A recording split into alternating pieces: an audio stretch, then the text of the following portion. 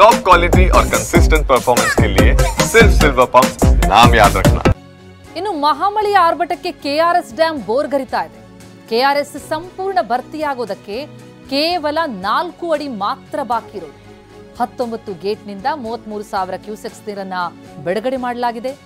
ಮಂಡ್ಯ ಜಿಲ್ಲೆ ಶ್ರೀರಂಗಪಟ್ಟಣದಲ್ಲಿ ತಾಲೂಕಿನಲ್ಲಿರುವಂತಹ ಕೆಆರ್ಎಸ್ ಜಲಾಶಯ ಭರ್ತಿಯಾಗ್ತಾ ಇದೆ. 4 ಅಡಿ ಬಾಕಿ ಇದೆ. 19 ಗೇಟ್ನಿಂದ 33,000 ಕ್ಯೂಸೆಕ್ಸ್ ನೀರು ಬಿಡುಗಡೆ. ಮತ್ತೊಂದೆಡೆ ಕಾವೇರಿ ನದಿ ಪಾತ್ರದಲ್ಲಿ ಪ್ರವಾಹದ ಆತಂಕ ಇದೆ.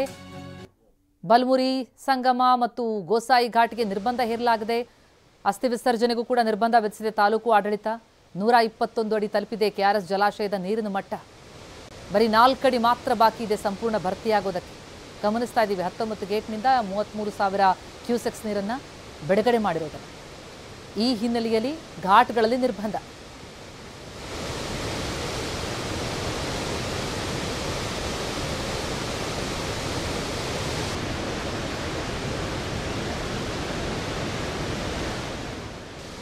ಈ ಬಗ್ಗೆ ಇನ್ನಷ್ಟು ಡೀಟೇಲ್ಸ್ ಕೊಡ್ತಾರೆ ನಮ್ಮ ಪ್ರತಿನಿಧಿ ದಿಲೀಪ್. ಪ್ರತ್ಯಕ್ಷ ವರದಿ ನೀಡಿದ್ದಾರೆ, ನೋಡೋಣ. ಕೆಆರ್ಎಸ್ ಜಲಾಶಯ ಬಹುತೇಕ ಭರ್ತಿ ಅಂತ ತಲುಪಿರುವಂಥದ್ದು. ಈ ಕಾರಣದಿಂದಾಗಿ ಕೆಆರ್ಎಸ್ ಜಲಾಶಯದಿಂದ ಭಾರಿ ಪ್ರಮಾಣದ ನೀರನ್ನು ಹೊರಕ್ಕೆ ಬಿಡಲಾಗ್ತಾ ಇರುವಂಥದ್ದು. ಈಗ ನಾವು ಸದ್ಯಕ್ಕೆ ಕೆಆರ್ಎಸ್ ಜಲಾಶಯದ ಮುಂಭಾಗದಲ್ಲಿದ್ದೇವೆ. ಸದ್ಯಕ್ಕೆ 19 ಗೇಟ್ಗಳ ಮೂಲಕ 33,000 ಕ್ಯೂಸೆಕ್ ನೀರನ್ನು ನದಿಗೆ ಬಿಡಲಾಗ್ತಾ ಇರುವಂಥದ್ದು.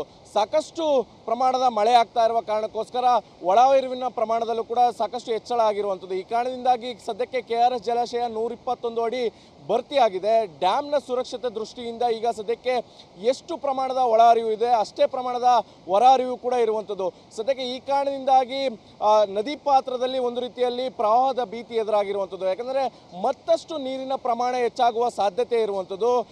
ಮಡಿಕೇರಿ ಭಾಗದಲ್ಲಿ ಸಾಕಷ್ಟು ಮಳೆ ಆಗ್ತಾ ಇದೆ. ಜೊತೆಗೆ ಆರಂಗಿ ಜಲಾಶಯ ಆಗಿರ್ಬೋದು, ಹೇಮಾವತಿ ಜಲಾಶಯ ಆಗಿರ್ಬೋದು, ಅಲ್ಲಿಂದನೂ ಕೂಡ ನೀರು ಬರ್ತಾ ಇರುವ ಕಾರಣಕ್ಕೋಸ್ಕರ ಮಧ್ಯಾಹ್ನದ ವೇಳೆಗೆ ಮತ್ತಷ್ಟು ನೀರಿನ ಪ್ರಮಾಣ ಹೆಚ್ಚಾಗುವ ಸಾಧ್ಯತೆ ಇದೆ. ಸದ್ಯಕ್ಕೆ 33,000 ಕ್ಯೂಸೆಕ್ ನೀರನ್ನು ಬಿಡ್ತಾ ಇರುವಂಥದ್ದು. ಅದರಲ್ಲೂ ಕೂಡ ಜೂನ್ ತಿಂಗಳಲ್ಲೇ ಇಷ್ಟೊಂದು ಪ್ರಮಾಣದ ಭರ್ತಿಯಾಗಿರುವಂಥದ್ದು ಇದೇ ಮೊದಲನೇದಾಗಿರುವಂಥದ್ದು. ಜೊತೆಗೆ ಇದು ಒಂದು ರೀತಿಯಲ್ಲಿ ವಿಶೇಷವಾದಂತಹ ದಾಖಲೆ ಅಂತಲೇ ಹೇಳ್ಬೋದು. ಯಾಕಂದರೆ 93 ವರ್ಷಗಳ ಇತಿಹಾಸದಲ್ಲಿ, ಡ್ಯಾಮ್ನ ಇತಿಹಾಸದಲ್ಲಿ ಇಷ್ಟೊಂದು ಪ್ರಮಾಣದ ನೀರು ಜೂನ್ ತಿಂಗಳಿನಲ್ಲಿ ಭರ್ತಿಯಾಗಿರಲಿಲ್ಲ.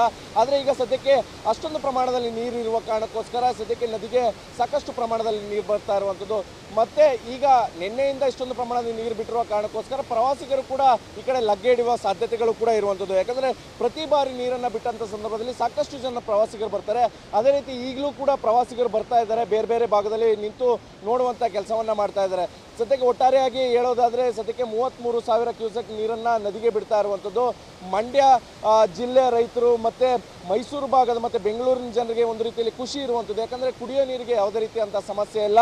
ತಮಿಳುನಾಡಿಗೆ ಹರಿಸಬೇಕಾದಂಥ ಕೋಟಾ ಕೂಡ ಈ ಬಾರಿ ಯಾವುದೇ ರೀತಿಯಂಥ ಸಮಸ್ಯೆ ಆಗಲ್ಲ. ಈ ಕಾರಣದಿಂದಾಗಿ ಜೂನ್ನಲ್ಲೇ ಜಲಾಶಯ ಭರ್ತಿಯಾಗಿರುವುದರಿಂದ ಒಂದು ರೀತಿಯಲ್ಲಿ ರೈತರು ಮತ್ತು ಜನರಲ್ಲಿ ಸಾಕಷ್ಟು ಖುಷಿ ಅಂತ ಹೇಳ್ಬೋದು. ಸದ್ಯಕ್ಕೆ 33,000 ಕ್ಯೂಸೆಕ್ ನೀರನ್ನು ನದಿಗೆ ಬಿಡ್ತಾ ಇದ್ದಾರೆ. ಸಂಜೆ ವೇಳೆಗೆ ಮತ್ತಷ್ಟು ಪ್ರಮಾಣದ ನೀರನ್ನು ನದಿಗೆ ಬಿಡುವ ಕಾರಣದಿಂದಾಗಿ ನದಿ ಪಾತ್ರದ ಜನರು ಎಚ್ಚರಿಕೆಯಿಂದ ಇರಬೇಕು ಅನ್ನುವಂಥ ನಿಟ್ಟಿನಲ್ಲಿ ಸೂಚನೆಗಳನ್ನು ಕೂಡ ಕೊಟ್ಟಿರುವಂಥದ್ದು. ಕ್ಯಾಮ್ರಾ ಪರ್ಸನ್ ಗುರುರಾಜ್ ಜೊತೆ ದಿಲೀಪ್ ಚೋಡಲಿ, TV9 ಮಂಡ್ಯ.